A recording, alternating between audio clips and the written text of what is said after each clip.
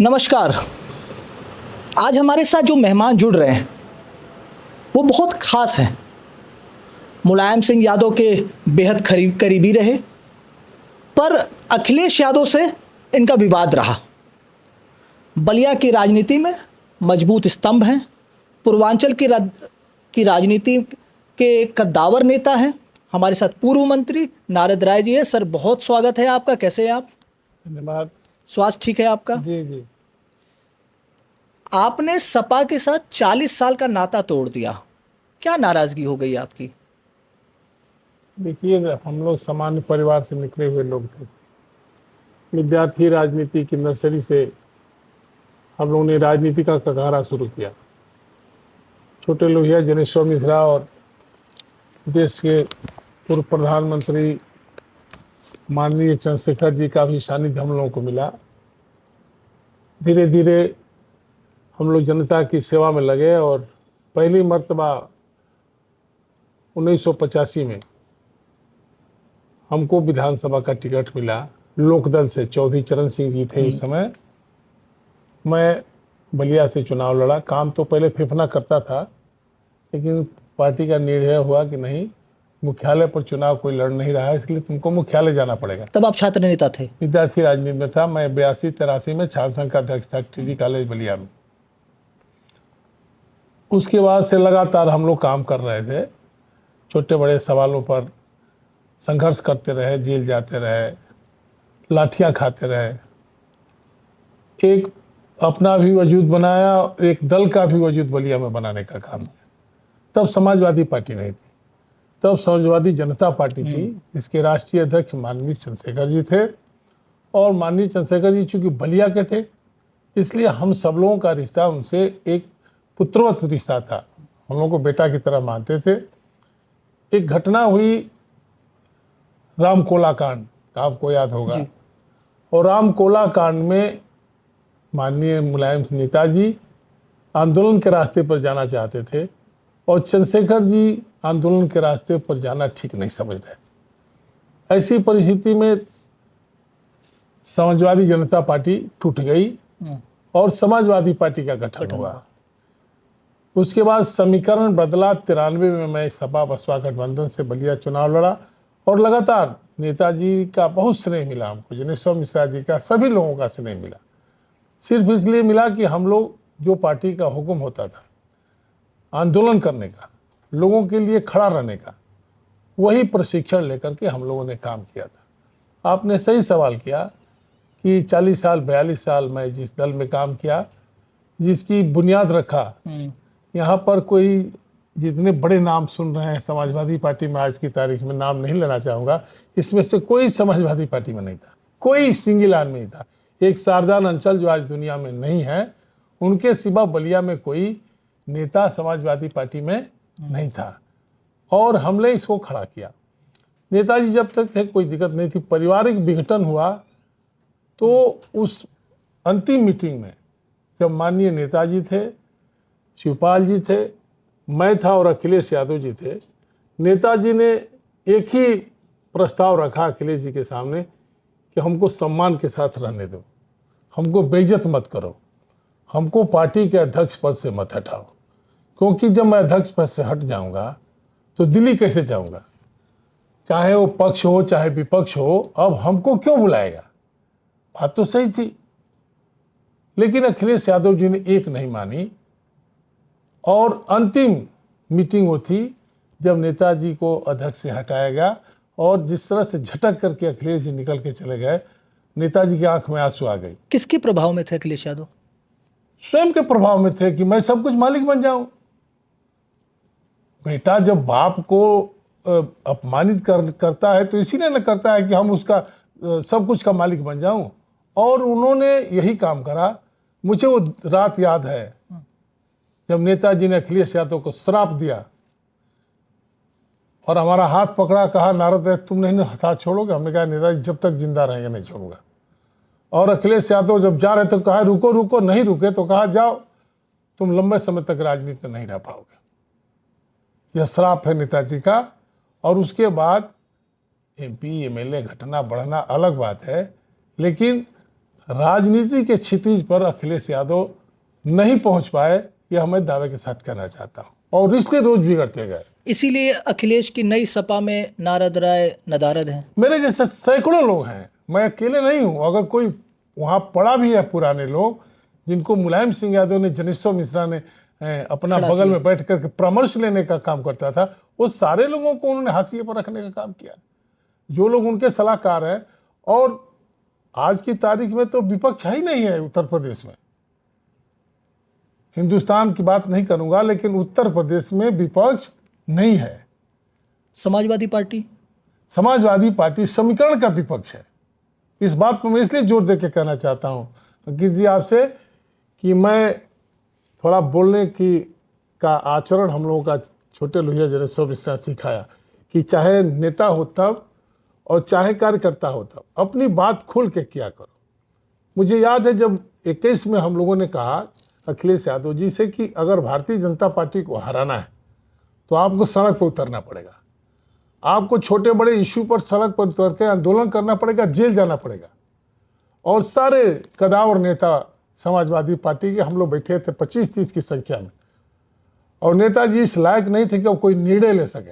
नेताजी सिर्फ सुनने के लायक रह गए थे 21 में। अब नेताजी कोई निर्णय लेने की स्थिति में नहीं रह गए। समझौता कर लिया अपने बेटा से उन्होंने, और किसी तरह से संरक्षक बना करके उसको उनको रखा गया। तो नेताजी ने की उपस्थिति में जब बात आई तो अखिलेश यादव जी ने कहा बहुत संघर्ष करके आप लोगों ने सरकार बनाया है, इस बार समीकरण की सरकार में बना रहा, और आज तक समीकरण की सरकार बना रहे हैं। रोज रोज विपक्ष मरता जा रहा है, क्योंकि उसके कई कारण हैं।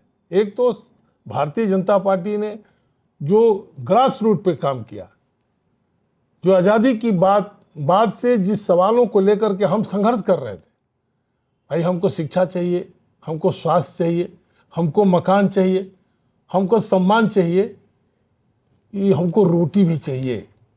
वो दिन आप भी अंकित भाई ठीक से जानते हैं, हम भी जानते हैं, 14 के पहले या यह अन्य योजना लागू करने के पहले जो हिंदुस्तान की शक्ल थी कि अक्सर चैनलों से और अखबारों से यह पता चलता था कि हिंदुस्तान में सैकड़ों लोगों ने भूख से दम तोड़ दिया। होता था कि नहीं होता था? बिल्कुल, ये समाचार बनता था। अब किस स्टेट में है उस पर बहस नहीं होगा, लेकिन हिंदुस्तान का ये न्यूज होता था कि हिंदुस्तान में इस महीने सैकड़ों लोगों ने भूख से दम तोड़ दिया। मैं नमन करता हूं भारतीय जनता पार्टी के नेतृत्व का, और सराहना चाहता हूं देश के यशस्वी प्रधानमंत्री जी का कि जिन्होंने अन्य योजना लागू करके इस पाप से हिंदुस्तान को बचाया कि हिंदुस्तान में रहने वाला कोई आदमी भूख से नहीं मरा। 2017 में टिकट क्यों कटा? देखिए 2017 ही तो एकदम बिल्कुल परिवार का विवाद का समय था। माननीय अखिलेश यादव जी जबरदस्ती अध्यक्ष हो गए, नेताजी किन्हीं न किन्हीं कारणों से समझौता कर लिया, सिंबल देने का अधिकार हो गया अखिलेश जी के हाथ में, और हम लोगों को अखिलेश यादव जी अपना जानी दुश्मन समझने लगे, क्योंकि मैं उनके बाप के बगल में खड़ा था और वो बाप को समूल नष्ट करने के लिए खड़े थे। फर्क इतना था, क्योंकि हमको माननीय जनेश्वर मिश्रा, मुलायम सिंह ने, चंद्रशेखर जी ने बनाया था, इसलिए मैं अंतिम सांस तक, जब नेताजी, चंद्रशेखर जी, जनेश्वर मिश्रा रहे, तब तक मैं समाजवादी पार्टी में रहा, तब तक उस विचारधारा को ढोता रहा, सारे अपमान बर्दाश्त करके। वही अपमान का एक कारण हुआ कि 17 में हमारा टिकट अखिलेश यादव ने काट दिया। आप बसपा से चुनाव लड़े? नेताजी ने कहा कहीं से चुनाव लड़ो, मैं वो भी परमिशन नेताजी से लेकर के चुनाव लड़ा। उन्होंने कहीं से चुनाव लड़ो, चुनाव लड़ना है। भाजपा क्यों नहीं गए तब? भारतीय जनता पार्टी से उस समय हमारा कोई संबंध नहीं हो पाया। ऐसा नहीं था कि आप पूरे हमारे राजनीतिक जीवन में देखे होंगे, मैं कभी द्वेष की राजनीति नहीं किया और किसी को अछूत नहीं समझा। भारतीय जनता पार्टी भी, जब समाजवादी पार्टी हम लोग राजनीति करते थे, तो हम लोग भारतीय जनता पार्टी को कोई नहीं कह सकता कि नारद राय ने इतना कोसा, इतना कहा, ये कहा, वो कहा, कोई नहीं कह सकता है। हम लोग मान के चलते थे कि जिस संगठन के लोग हैं अपने संगठन के सिद्धांतों और असूलों के मुताबिक अपना काम कर रहे हैं, हम अपना कर रहे हैं, वो अपना कर रहे हैं। अखिलेश यादव जी का मुलायम सिंह यादव से अंतिम समय में कैसा संबंध था? देखिए, मुलायम सिंह जी से अखिलेश यादव का संबंध उसी रात को खत्म हो गया जिस रात की मैंने चर्चा करा। ये किस सन की बात होगी जब आप श्राप की बात जो कर रहे हैं? ये नेताजी के 17 की बात, 17 में ही तो नेताजी को हटाया चुनाव के पहले, 17 की बात है जब उनको अध्यक्ष से हटाया गया, बिना बिना औपचारिकता के सम्मेलन करा गया। राष्ट्रीय सम्मेलन होता है राष्ट्रीय अध्यक्ष की अनुमति से। राष्ट्रीय सम्मेलन ही जो हुआ वो संवैधानिक हुआ, समाजवादी पार्टी के संविधान के मुताबिक नहीं किया, और दुनिया उसी तरह से बढ़ती गई। आप भी किसी के बेटा थे, हम भी किसी के बेटा थे, हम लोग भी किसी के बाप हो गए हैं, आप भी किसी के बाप हो गए हैं। उन रिश्तों को समेट करके सोचिएगा तो वही मुलायम सिंह और अखिलेश यादव का अंतिम समय तक रिश्ता रह गया। मुलायम सिंह जी को फिर कहूँगा तो बात कड़ी हो जाएगी। अगर एक आके जब बता दीजिए अखिलेश यादव अपने बाप को अस्पताल लेकर गए हों, लखनऊ से लेकर के दिल्ली तक, एक आप दृश्य बता दीजिए कि किस दिन अखिलेश यादव अपने बाप को लेकर अस्पताल गए। अस्पताल में जाके अखिलेश यादव जी फोटो खिंचवाते थे और सोशल मीडिया पर वायरल करते थे कि नेताजी से मिलने गया। नेताजी को इलाज कराने नहीं नौकर चाकर जाते थे भाई, कर्मचारी जाते थे। तो अखिलेश यादव को ये मुख्यमंत्री प्रोफेसर राम गोपाल जी कभी लेके गए अस्पताल? शिवपाल यादव शिवपाल यादव जी भी कभी अखबार लेके हॉस्पिटल नहीं गए। हॉस्पिटल गए हो तो बता तो दीजिए। एक पुत्र की अपने पिता से इतनी तलखी क्यों थी? मुलायम सिंह यादव ज्यादा हस्तक्षेप करते थे क्या? बिल्कुल, हर बाप अपने बेटा को भविष्य को बनाने के लिए पूरी जिंदगी जीता है, और नेताजी भी पूरी जिंदगी अपने बेटा के भविष्य की चिंता करते करते दुनिया से चले गए। जिस बाप का इलाज कराने के लिए नाम रखूंगा तो बड़ी बात हो जाएगी, भारतीय जनता पार्टी के नेतृत्व को आगे आना पड़ा हो, और दुनिया के अकूत दौलत जिस बेटा के पास हो, उस बेटा का इलाज कहाँ हो रहा था? बलिया के पीजीआई, लखनऊ के वेदांता में और गुड़गांव के वेदांता में। वो अमेरिका नहीं जा सकते थे नेताजी? जा सकते कि नहीं जा सकते थे? एक दिन से वो थोड़े ना बीमार थे। 20 साल से उनको पोस्टेड कैंसर था, 20 साल से पोस्टेड कैंसर था उनको। मैं परिवार के एक सदस्य की हैसियत से था। तो नेताजी स्वयं सक्षम थे 20 साल से जब था तो? माफ कीजिए, एक स्टेज ऐसा आता है कि बाप बेटा के बिना मर्जी के घर से गाड़ी में बैठ करके शहर भी जाना ठीक नहीं समझता। 20 साल से नेताजी को कैंसर था, और नेताजी विदेश गए थे जब अमर सिंह जिंदा थे। तो आपको पता होगा कि नेताजी अमर सिंह लेके गए थे विदेश, अमेरिका गए थे उनका पोस्टेड का इलाज कराने के लिए। अखिलेश यादव कहीं नहीं ले। अखिलेश यादव जो भी यहाँ लेकर के सिविल हॉस्पिटल नहीं गए तो क्या जाएंगे जी कहीं? आपने अभी भाजपा का जिक्र किया लेकिन नाम नहीं लिया, किसने मदद किया भाजपा में?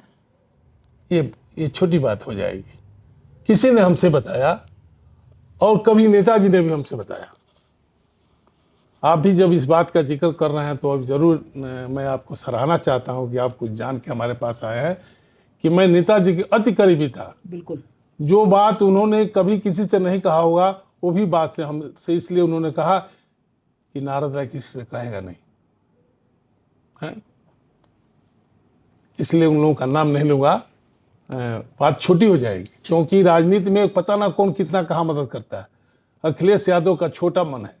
अखिलेश यादव ने अगर पता नहीं हम लोगों को किसने क्या दिया, पता नहीं देश में लोहिया के ज़माने से, गांधी के ज़माने से, नेहरू के ज़माने में भी संसाधन तो कहीं ना कहीं से लेना पड़ा होगा ना, तभी तो राजनीति हुई होगी, तभी तो हुकूमत हुई होगी। लेकिन देने वाला वो भी अगर राजनीतिक हो, कभी चर्चा कर दे तो उसके चरित्र पर कलंक लगता है।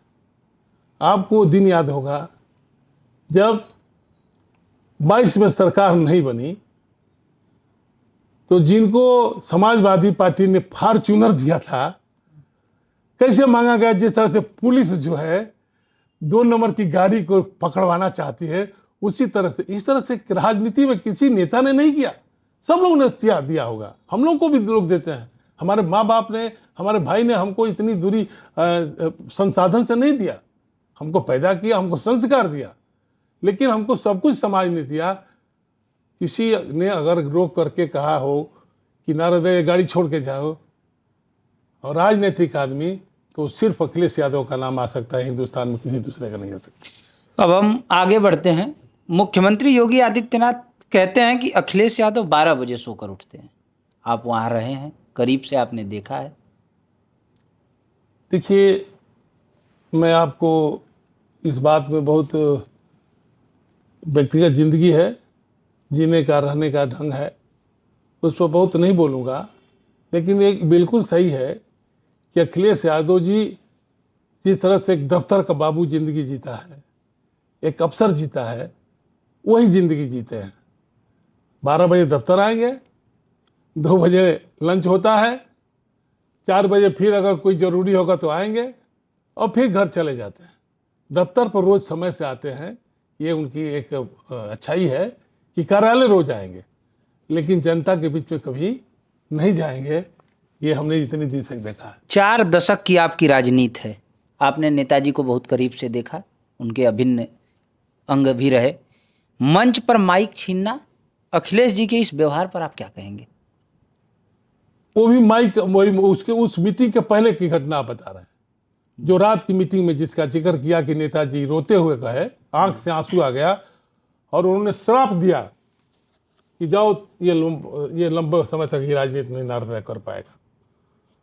आप बताइए, नेताजी कोई वहां अखिलेश यादव को मुख्यमंत्री के पद से हटाने की घोषणा तो नहीं करने जा रहे थे, लेकिन इनके मन में बड़ा डर था कि उस मंच से यह ऐलान होने वाला है कि अब समाजवादी पार्टी विधानमंडल दल के नेता से मुक्त करना चाहती है अखिलेश यादव को। ये जो घूमते हैं ना चिंटू जी पिंटू जी साथ साथ उनके भैया जी वाले, इन सबों ने कहा, समझाया कि ये घोषणा होने वाली है। ये बड़ी बात आप बता रहे हैं। अरे आप जान लीजिए कि वो मीटिंग जो हुई थी दफ्तर पर, याद होगा आपको, जिस दफ्तर पर झगड़ा हुआ,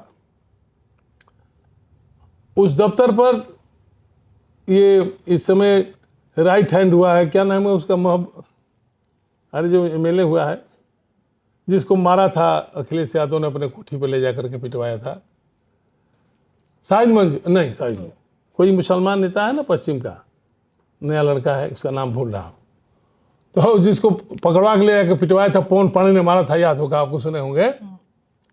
तो उसको उसी मंच पर याद होगा धक्का वक्का दिया गया, गाली दिया गया। सिर्फ डरे हुए मन से उस कार्यक्रम में अखिलेश जी आए और परमानेंट डर में लगे हुए थे कि कहीं शिवपाल जी घोषणा न कर दें कि अखिलेश यादव को विधानमंडल दल के नेता से हटाया जा रहा है। भाई, विधानमंडल दल की नेता से हटाया जाता तब जब विधायकों की बैठक होती, तब जब संगठन की मीटिंग हो रही है, और संगठन की मीटिंग में बिल्कुल नॉन पॉलिटिकल की भूमिका अदा किया अखिलेश यादव जी ने। राजनीतिक आदमी को भी ऐसा नहीं कर सकता।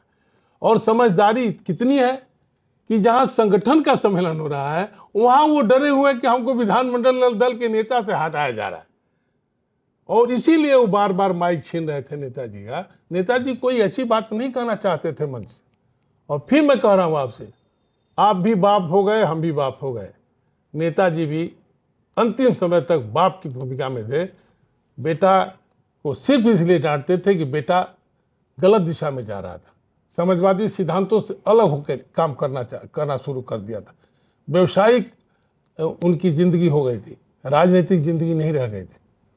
आज भी मैं कह रहा हूँ, एक नेता को भेज दीजिए अखिलेश यादव के यहाँ तो उसको 5 मिनट में निपटा देंगे, और एक व्यवसायी को बैठा दीजिए तो 2 घंटा बतियाएंगे, कहेंगे ठीक है कल फिर आना, फिर बात किया जाएगा। मैं करीब रहा हूं तो इसलिए मैं सारी चीजें जानता हूं। अब क्या करना जी, 2012 का चुनाव जो है वो नेताजी के चेहरे पे लड़ा गया, बिल्कुल, और समाजवादी पार्टी बहुमत से सरकार बनाती है। लेकिन अखिलेश यादव मुख्यमंत्री बनते हैं, क्या ये नेताजी का पुत्र मोह था, उसमें फैसला हो गया? देखिए, 2 बातें थी। एक तो बड़ी साजिश करा समाजवादी पार्टी के कुछ लोगों ने, अखिलेश जी के पक्ष में नहीं, अखिलेश जी को अपने अंगुली पर नचाने के लिए। प्रोफेसर राम गोपाल सरीखे लोगों ने कि नेताजी को हम नचा नहीं पा रहे हैं, अखिलेश यादव हो जाएगा तो हम नचाते फिरेंगे। एक ये हुआ। जब ये चारों तरफा, याद होगा आपको, आजम खां मुख्यमंत्री बनने लगे, कभी शिवपाल सिंह बनने लगे, न्यूज चलने लगा, और अखिलेश यादव की पूरी टीम नेताजी को पागल घोषित करने में लगी हुई थी कि उनकी याददाश्त कमजोर हो गई है। याद होगा आपको। बिल्कुल। ये सिर्फ ये था, कभी कभी अखिलेश जी कहते थे अरे छोड़िए नेताजी भूल जाते हैं बात। नेताजी कुछ भूलते नहीं थे, अंतिम समय तक उनकी याददाश्त ठीक थी।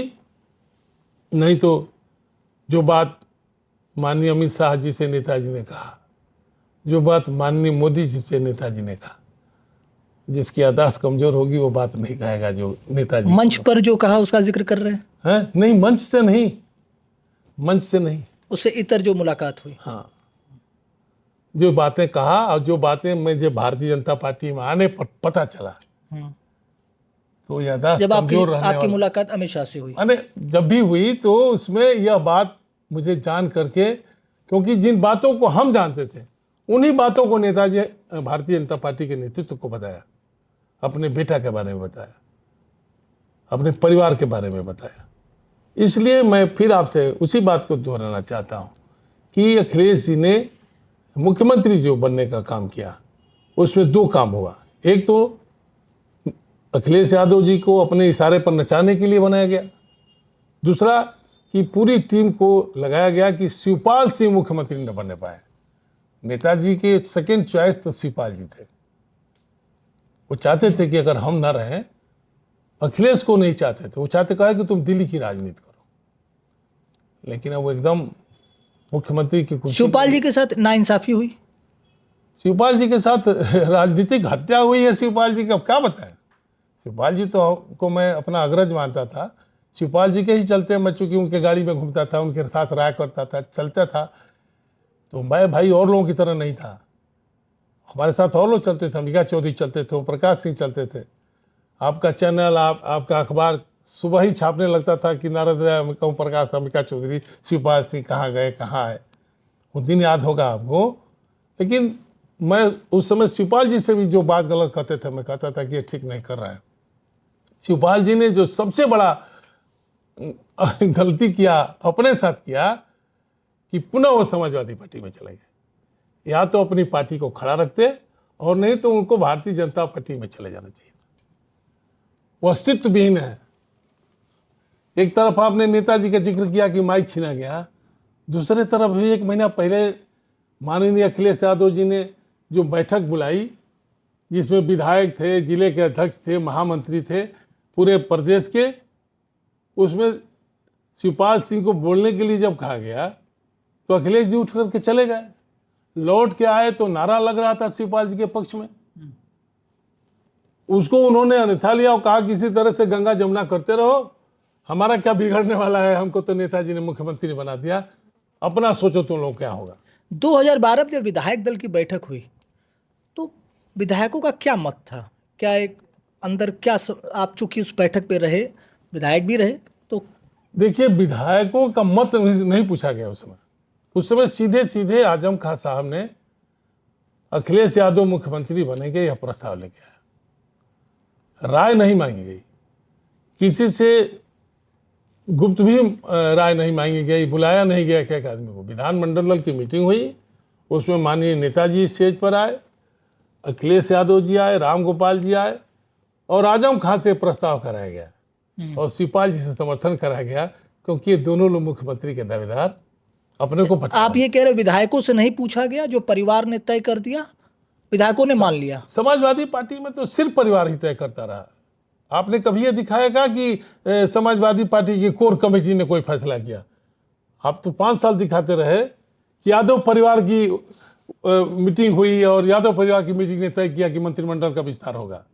यादव परिवार की मीटिंग हुई या यह तय हुआ कि अब नारद राय को मंत्री नहीं रहने दिया जाएगा। कभी आपने पार्लियामेंट्री वोट का फैसला नहीं दिखाया और कभी आपने संगठन का फैसला नहीं सुनाया। मीडिया के लोगों ने जब चलाया ना, जब होता था कि यादव परिवार की हाई प्रोफाइल मीटिंग हुई, तो ये तो परिवार की पार्टी है, यह जनता की पार्टी नहीं है। और न समाजवादी पार्टी की जो बनी है वो समाजवादी पार्टी नहीं है। अभी एक बात कहूँगा, जब आप आगे बढ़ेंगे तो बताऊँगा। मुलायम सिंह जी के राजनीति को आप कैसे देखते हैं, कैसे याद करते हैं? देखिए, मुलायम सिंह जी ने राजनीति को जमीन से शुरू किया। एक साधारण परिवार में पैदा होकर के लोगों से अपने रिश्ते को जोड़ा, संघर्ष किया, पश्चिम में पैदा होकर के और समाजवादी पार्टी को पूर्व में मजबूत बनाने का काम किया।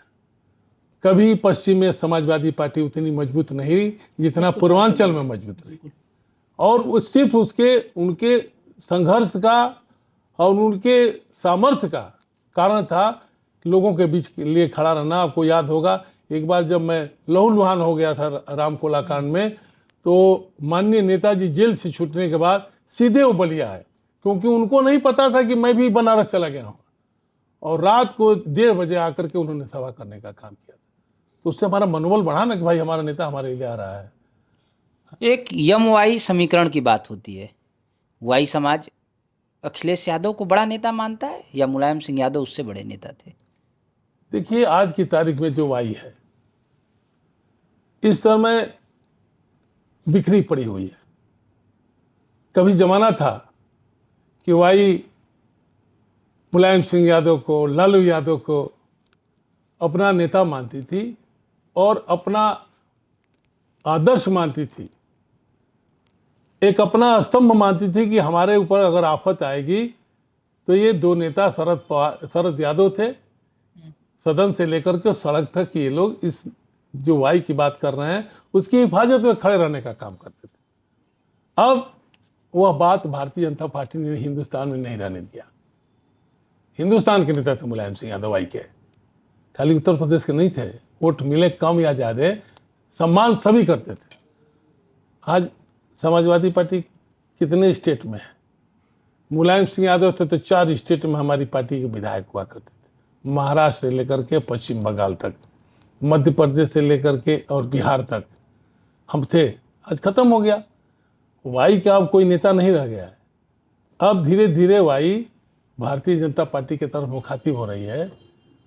आप भी महसूस किए होंगे कि बिहार में नीतीश, ये जो तेजस्वी यादव थे, तेजस्वी यादव के चुनाव का परिणाम देख लीजिए, वाई का कितना वोट भारतीय जनता पार्टी को मिला, कितने नेता मिल गए हैं।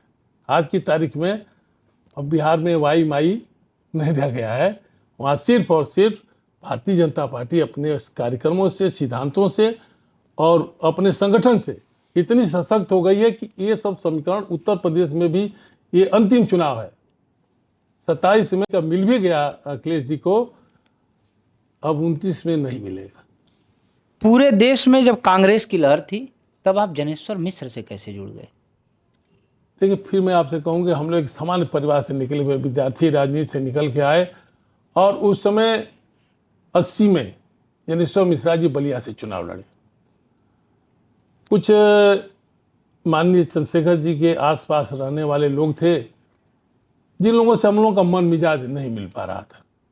तब तक एक सहारा आएगा जनेश्वर मिश्रा, उन्होंने पकड़ा हम लोगों को और बेटा की तरफ माना, तो उनके साथ जुड़ने का काम किया गया। हमारे रिश्ते बहुत लोगों से कांग्रेस में आज भी हमारे सारे लोगों से रिश्ते। उस समय कल्पनाथ राय जी बहुत बड़े नेता थे पूर्वांचल के, हमारे समाज के, तो मैं अक्सर जाता था कल्पनाथ जी के यहाँ, तो जनेश्वर जी कहते थे कि अरे कल्पनाथ हुआ तुमको तोड़ लेगा। हमने कहा कि इतना कमजोर नहीं हूँ, किसी के यहाँ आने जाने से हम टूटने वाले नहीं हैं। अगर तब की सपा, जिस समय आप राजनीति कर रहे थे, नेताजी मुख्यमंत्री हुआ करते थे, और अब की सपा, इन दोनों में अगर कोई अंतर कार्यकर्ताओं को बताना हो तो क्या स्पष्ट बताएंगे आप? सबसे बड़ा अंतर यह है कि समाजवादी पार्टी जिन सिद्धांतों पर, कार्यक्रमों पर, नीतियों पर बनी थी, उससे बिल्कुल अखिलेश यादव जी मुख्यमंत्री बनने के बाद विचलित कर दिया। कार्यकर्ता को भी कर दिया, नेता को कर दिया, स्वयं हो गए। अब वो समाजवादी पार्टी नहीं है जिसका गठन मुलायम सिंह यादव जी ने किया था, जनेश्वर मिश्रा ने किया था, मोहन सिंह ने किया था, विभूषण तिवारी ने किया था, कपिल देव बाबू ने किया था। अब वो समाजवादी पार्टी नहीं है, बेनी वर्मा ने किया था। अब की आज की समाजवादी पार्टी व्यवसायिक पार्टी है। हम अपने को सुरक्षित रखें, जिसके चर्चा ही अखिलेश यादव जी ने मीटिंग में कर दिया विधायकों के और संगठन के कि हमारा कुछ बिगड़ने वाला नहीं है, मैं तो मैं तो मुख्यमंत्री, पूर्व मुख्यमंत्री हूं और रहूंगा, आप लोग सोचो तुम लोगों का क्या होगा। नेता अगर इतना निराश मन से कार्यकर्ता के बीच में बोलेगा तो उसके पास अब पार्टी का बचता क्या है? आप दावेदारी करना चाहते थे बलिया लोकसभा से, समाजवादी पार्टी ने आपको टिकट नहीं दिया, एक नाराज़गी। दूसरी नाराज़गी, अखिलेश यादव ने मंच से, आप मंच पर उपस्थित थे लेकिन आपका नाम नहीं लिया और इस कारण आप समाजवादी पार्टी छोड़ गए। तो इसमें जो है जगीर भाई, इसमें मैं आपको बता दूं कि मैं टिकट मांगने वालों में नहीं था। मैं विधानसभा का चुनाव हार गया था, मन उदास था और लोग कहते थे, समीकरण बताते थे, लेकिन मेरा मन तैयार नहीं हो रहा था। माननीय अखिलेश यादव जी ने हमको बुला के कहा कि नारद आप ही बलिया में चुनाव लड़ सकते हो। तो मैंने कहा कि मेरे पास पैसा नहीं है। तब नेताजी भी बैठे हुए थे, ये चर्चाएं जब होती रहती थी इस चुनाव, इस लोकसभा के नहीं, इसके पहले वाले में 19 हाँ 19 में, जी 19 वाले में। उस समय हमको भी चुनाव लड़ाना चाहते थे नेताजी, कहीं से लड़ जाओ, घोसी से लड़ जाओ, यहाँ से लड़ जाओ। इस बार अखिलेश यादव जी ने हमको बुला के कहा कि नहीं काम करिए, आपको चुनाव लड़ना है। मैंने कहा मेरे पास पैसा नहीं है। उन्होंने कहा कि अरे पैसे की कोई समस्या नहीं है, आप चुनाव की तैयारी कीजिए। तब मैं आकर के घूमने लगा और टिकट के लिए कभी एक बार भी अखिलेश जी ने हमसे नहीं कहा कि आपको चुनाव नहीं लड़ना है। अंतिम दिन जो मीटिंग हुई, उस मीटिंग में उन्होंने कहा कि भाई भूमिहार तो एक ही लड़ेगा, चाहे बलिया लड़े चाहे घोसी लड़े। राजीव राय जी कह रहे हैं कि हम आत्महत्या कर लेंगे अगर टिकट नहीं मिलेगा तो हमने कहा मैं आत्महत्या करने वाला नहीं हूं, आपका जो फैसला होगा हमको बता दीजिए। उन्होंने कहा नहीं चुनाव तो लड़ना है। उस दिन भी कहा। अखिलेश यादव के बहुत खास व्यक्ति हैं राजीव राय, होंगे, जरूर है, तभी तो। व्यापारी भी हैं जैसा आप बता रहे थे, नहीं चर्चा लंबी होती होगी उनसे। आप जान ही रहे हैं, हम उनके राजीव राय हमारे वर्कर रहे हैं। राजीव राय को मैं समाजवादी पार्टी में ले आया, वो लोहिया जी के साथ थोड़े ना काम किए थे और चौधरी चरण सिंह के साथ मैं ही ले आया था उनको। राजीव राय को मैं ही सबसे मुलाकात कराया, मैं ही बताया। तो अखिलेश यादव के तक बंगलोर में उस पीरियड में जितने लोग पढ़े थे सब क्लास फेल हो गए, तो हम और आप क्या कर सकते हैं। तो ये चुनाव में टिकट हमको न दें, बुरा हमको नहीं लगा। एक टेलीफोन जाता है और उस टेलीफोन पर हमको उल जलूल कोई आदमी बोलता है। उसके बाद उस आदमी के टेलीफोन के बाद अखिलेश यादव जी ने हमारा टिकट काट दिया। वो टेलीफोन आपको आया था? नहीं, अखिलेश जी को गया कि नारद राय को टिकट नहीं मिलना चाहिए, हम भूमिहार को नहीं बर्दाश्त करेंगे। और गंदा बात उसने बोला कि नर्मदा को नहीं पसंद करेंगे।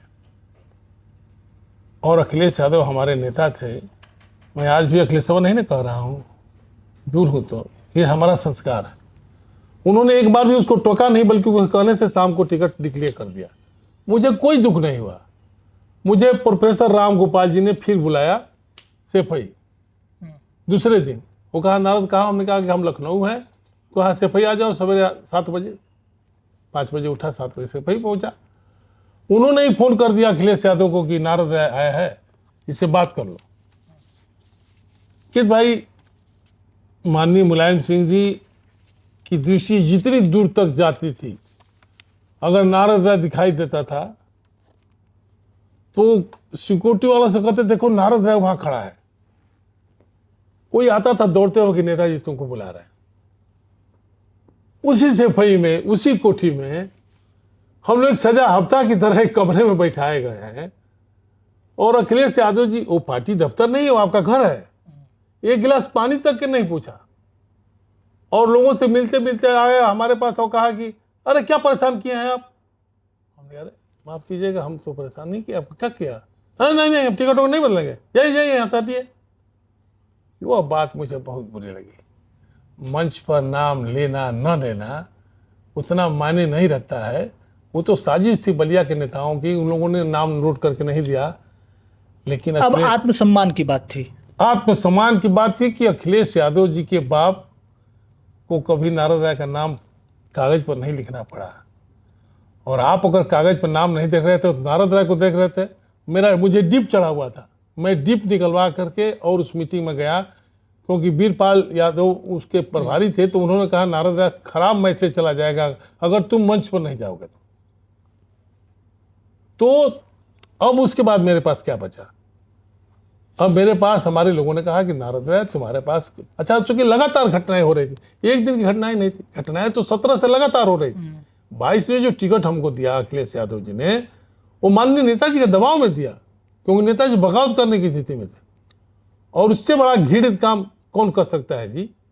कोई जो नेता करता होगा, चाहे वो किसी भी पार्टी का हो, उसकी घोर निंदा करता हूं कि अपने उम्मीदवार को हराने के लिए उसके क्षेत्र में न जाए कि हम जाएंगे तो जीत जाएगा।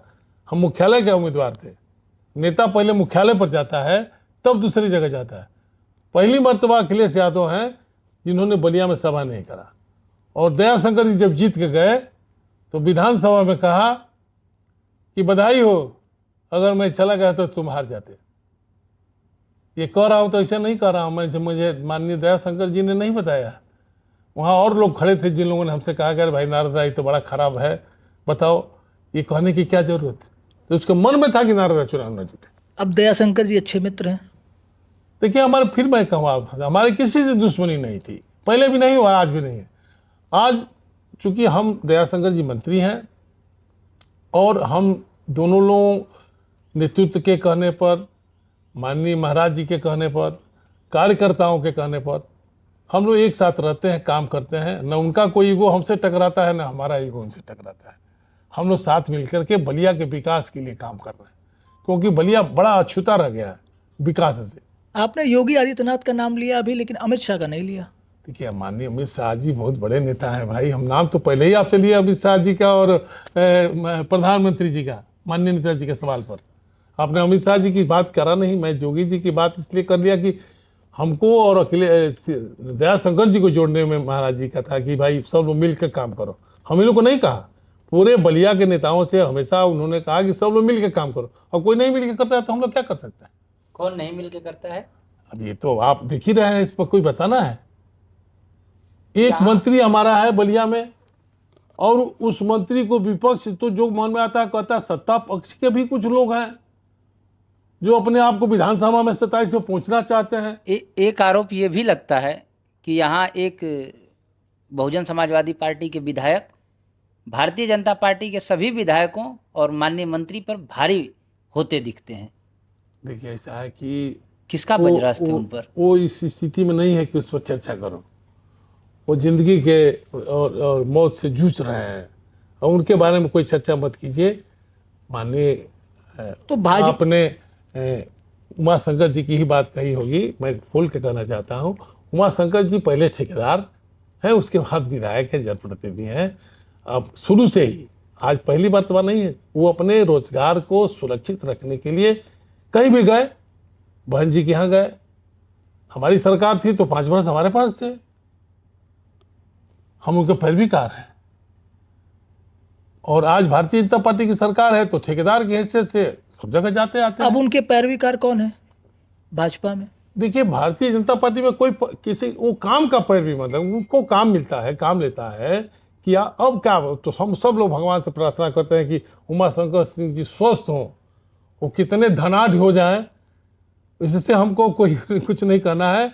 उनको स्वस्थ करें और अपने परिवार के लिए, अपने समाज के लिए कुछ कर सकें, भगवान से ही प्रार्थना। अच्छा, बलिया भाजपा में अभी आप जिक्र कर रहे थे, तो बलिया भाजपा में विभीषण है या कालनेमी? देखिए ये सब बड़े नाम हैं, हम छोटी हैसियत के लोग हैं। हम इतना ही कहना चाहते हैं कि भारतीय जनता पार्टी में जो भारतीय जनता पार्टी को कमज़ोर करने की कोशिश किया होगा, कभी भी किया होगा, या किसी राजनीतिक दल में जो अपने ही दल को, अपने ही सिंबल को कमज़ोर करने का प्रयास किया होगा, उसका कभी भला होने वाला नहीं है। हुआ हो तो बता दीजिए, कभी नहीं होता है। ये जनता बहुत जागरूक है, और जनता घाव जो होता है उसको, घाव को भरने के लिए मलहम पट्टी कर लेती है, लेकिन वो निशान ख़त्म नहीं होता है जो घाव का होता है। आपको याद होगा, वो जवानी के भी, बचपन के भी घाव हैं। ये आपका चेहरे पर लाल लाल के सामने कटा है तो ये साथ ही जाएगा जिंदगी के ना। बिल्कुल, बोलिए, ये ऊपर नीचे थोड़ा हो सकता है, ख़त्म नहीं हो सकता। उसी तरह से राजनीति में खास तौर से चुनाव यज्ञ है। चुनाव राजनीतिक दल के लिए यज्ञ है, और उस यज्ञ में जो कोताही करता है, जो चुराता है, जो बेईमानी करता है, यज्ञ में उसी तरह से नाश हो जाता है करने वाले का। राजनीति में भी जिन लोगों ने, हम अपनी पूरी जिंदगी में या तो सिंबल के साथ रहे, और नहीं तो फिर कह रहा हूं कि मैंने ताल ठोकर के कहा नहीं रहूंगा। अभी आपने देखा होगा, अभी नगर पालिका का चुनाव हुआ, मैंने कह दिया अखिलेश यादव से कि आपका उम्मीदवार की जमानत जब्त हो जाएगी, संजय उपाध्याय को लड़ाइए। उन्होंने कहा आप जिता के ले आ देंगे, मैं कह जाके लड़ा के ले आइए, हमको पार्टी से नहीं निकाला, अब मैं आके लड़ा, देखे आप जमानत जब्त हो गई उसकी, तो या तो किया, और नहीं तो वो भी उदाहरण जानते होंगे कि अमिका चौधरी का बेटा जिला पंचायत अध्यक्ष अमिका चौधरी के दौलत से नहीं बना, नारदरा के बाहुबल मेरे पास लोगों का था कि रात में अगर 2 बजे अमिका चौधरी कहते थे कि हमारे मेंबर को परेशान किया जा रहा है, तो कम से कम 50 गाड़ी लोग उस इलाके से निकाल के लेके रात भर घूमता रहा।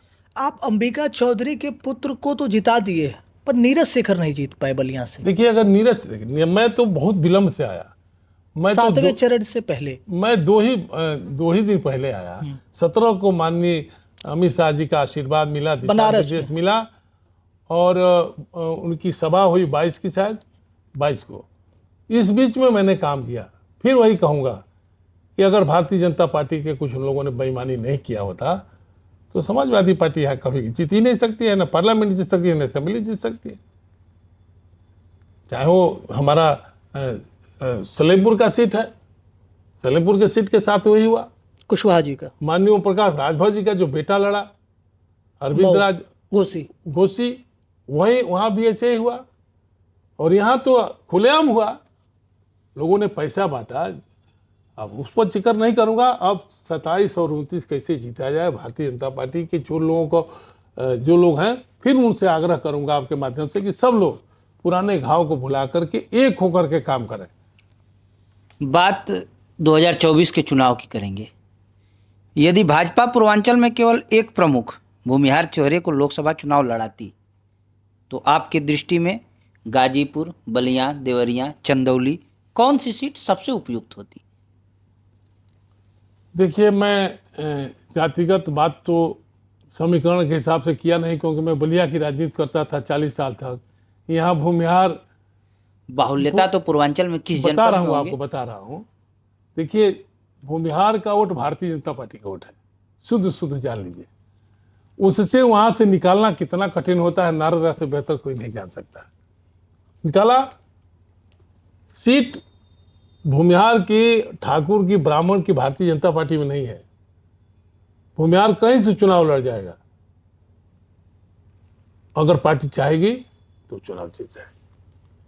कौन सी पार्टी चाहेगी? भारतीय जनता पार्टी, और कौन पार्टी? किसके पास? आपने अभी कहा कि भूमिहार वोट जो है वो भाजपा का वोट है। बिल्कुल है, लेकिन देश की सबसे बड़ी भूमिहार कॉन्स्टिट्यूएंसी है मोहम्मदाबाद। वहाँ अंसारी परिवार हावी है, 5 बार से ज़्यादा। देखिए, ऐसा है कि आप उनकी बात से बिल्कुल सहमत हूँ मैं, और मैं मोहम्मदाबाद में काम करने वालों में हूँ। वहाँ पर कभी भूमिहार समाज से एक आदमी चुनाव नहीं लड़ता है। इतिहास देख लीजिएगा, बसपा भी लड़ा देगी, कांग्रेस भी लड़ा देगी, लेकिन भूमिहार बाहुल्य बूथों पर भी अंसारी परिवार का अच्छा दबदबा रहता है। हम बात कर रहे हैं, एक भूमिहार का वोट मान लीजिए कि 500 है गांव में, और बाकी लोगों का वोट 400 है, और 400 एक साथ गिर रहा है, भूमिहार का वोट 3 जगह जा रहा है, तो क्या होगा? तब भूमिहार बाहुल्य क्या? बूथ न मान के चल रहे हैं कि भाई गांव है, शेरपुर गांव है, रेवतीपुर गांव, यही ना कहना चाहते हैं, हरिहरपुर गांव है, बड़े बड़े गांव है। तो उन गांवों में खाली भूमिहार तो है नहीं, और वोट है ना। अब एक जाति का कोई गांव तो नहीं ना है, इसमें दूसरे लोग नहीं हैं। हमारा प्रश्न मंत्री जी दूसरा था जी। हम ये पूछना चाहते थे कि भारतीय जनता पार्टी और अन्य पार्टियों की जो राजनीति है, आपने बड़े करीब से सपा को देखा है। एक चंदौली से अगर कोई उम्मीदवार किसी जाति का चुनाव लड़ जाता है तो माना जाता है अगल बगल की कई सीटों पर उसका प्रभाव होगा और उस जाति को टिकट नहीं दिया जाएगा। पूर्वांचल में ऐसी कौन सी सीट थी जहां भूमिहार की बाहुल्यता थी और भूमिहार को लड़ाना सबसे ज़्यादा मुफीद था? ये समाजवादी पार्टी और बसपा सोचे जब मूल वोट भारतीय जनता पार्टी के ब्राह्मण ठाकुर भूमिहार है तो इसको क्या बहस करना है। ये तीन जातियां, जिस तरह से समाजवादी पार्टी का यादव मुसलमान कहा जाता है, मायावती जी का दलित कहा जाता है, तो उसी तरह से भारतीय जनता पार्टी का मूल वोट है। इसको मान के चलते हैं ना। बाकी और वोट है, भारतीय जनता पार्टी ने बहुत पैदा करा, बहुत वोट पैदा कर दिया उत्तर प्रदेश में, हिंदुस्तान में पैदा किया। आपने बड़ा स्पष्ट और कहा कि भारतीय जनता पार्टी का भूमिहार मूल वोट है। बिल्कुल है भाई, मैं भुक्तभोगी हूँ इसलिए कहा। चंदौली में महेंद्र पांडे का चुनाव हारना भारतीय जनता पार्टी के टिकट से, और बलिया में सनातन पांडे का चुनाव जीतना, जबकि चंदौली में भूमिहार वोटर ज्यादा हैं और बलिया में भी लगभग उसी के बराबर। देखिए 24 के चुनाव की जिक्र आप 27 तक नहीं ले आ सकते। 24 में जो चुनाव हुआ,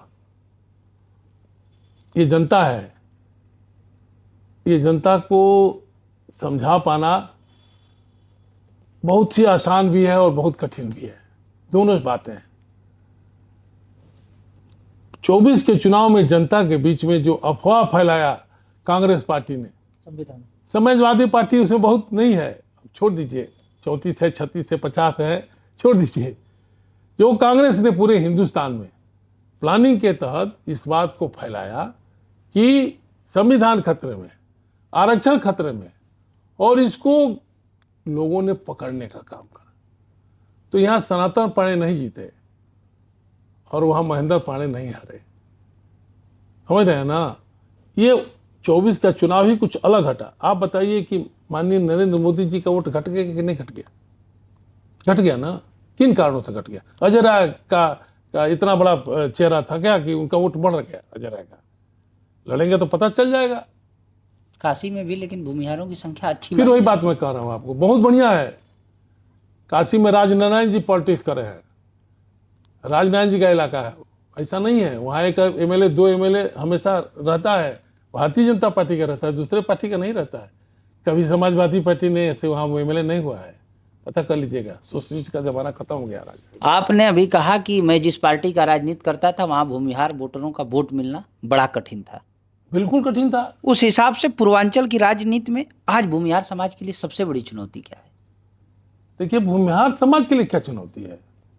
आज तो उत्तर प्रदेश में, पूर्वांचल में भारतीय जनता पार्टी के सामने कोई चुनौती नहीं दिखाई दे रहा है, क्योंकि जिस विपक्ष को आप समझ रहे हैं कि यह सामने खड़ा है, वो सिर्फ भैया जी के आने पर खड़ा है। भैया जी गए, सब लोग अपने अपने घर गए।